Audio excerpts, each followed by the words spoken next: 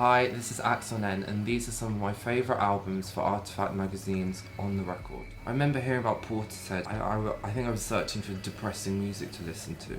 I think I heard Numb a few times, probably Roads from the first album. I think my dad had the first album on CD, and then I think I got the second one as well, but the second one was actually the one I never liked. I kind of thought Third was good, Dummy was good, but the self-titled second one was kind of a bit boring and a bit in between, but now, funnily enough, it's like actually my favourite one. I don't know, I think they kind of really mastered the kind of sound that they set out to do in the first one, but in the second one it's more dark, more extreme, really, like a more extreme version of the first one, which was a bit kind of easy listening. I don't think Jeff Barr intended it to be easy listening, but it kind of got marketed that way, I suppose. I like every Crystal Castles record, but I'd say that one's probably the one I listen to the most. I think it's funny how Crystal Castles, when they first came out, were kind of on the wave, new rave, awful term, and the kind of people thought they would just kind of fade into obscurity after that, and because of, I suppose, their media personality, people thought they were wankers or whatever. I don't, but a lot of people do.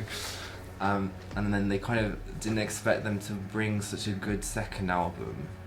And then the third one has quite a deeply political message. Ortega are really good at just pure sonic manipulation electronically and of making completely alien sounds. You know, if you wanna be taken somewhere else, listen to that album.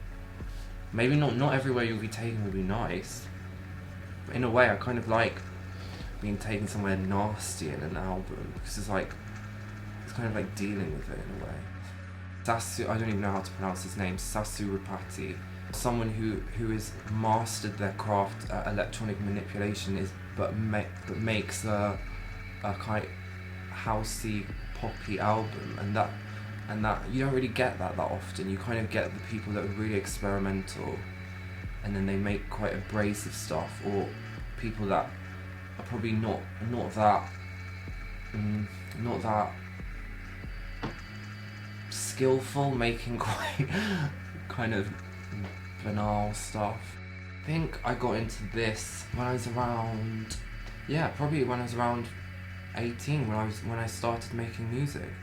So I suppose that's why people say I sound like Aphex Twin, because I was listening to that album in particular quite a lot. But hopefully it doesn't sound like it ripped him off, you know. That's never good. But yeah, I think it's probably one of the best ambient albums of all time. That's what I like about Aphex Twin. He always comes up with a good idea and pulls it off perfectly, and that something like that will take you somewhere. And that's what music should do. Any art should do that. I always listen to this album when I'm trying to sleep.